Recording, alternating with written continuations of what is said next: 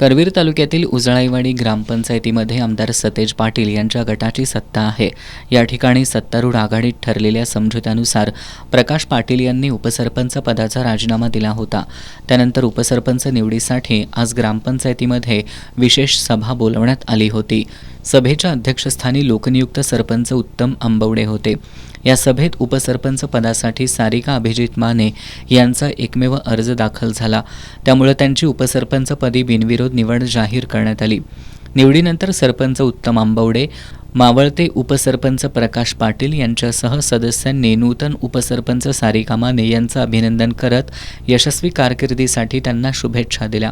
प्रतिक्रिया देताना नूतन उपसरपंच सारिका माने यांनी आमदार सतेज पाटील, माजी आमदार ऋतुराज पाटील यांच्या नेतृत्वाखाली सरपंच उत्तम आंबवडे आणि सर्व ग्रामपंचायत सदस्यांच्या साथीनं गावाच्या विकासामध्ये योगदान देण्याची ग्वाही दिली। आज जे काही गावात कार्य करायचं आहे, आमचे उत्तम आंबवडे साहेब यांच्या खांद्याला खांदा लावून मी हे गावातील ज्या काही अडचणी आहेत, ज्या काही समस्या आहेत आणि जे काही करायचं आहे कार्य ते मी उत्स्फूर्तपणे पार पाडण्याचा माझ्या कार्यकालामध्ये मी करण्याचा प्रयत्न करेन। निवडणूक निर्णय अधिकारी म्हणून ग्रामविकास अधिकारी महेश खाडे यांनी काम पाहिलं। या निवडीनंतर नूतन उपसरपंच सारिका माने यांच्या समर्थकांनी फटाक्यांची आतषबाजी आणि गुलालाची उधळण करत जल्लोष केला।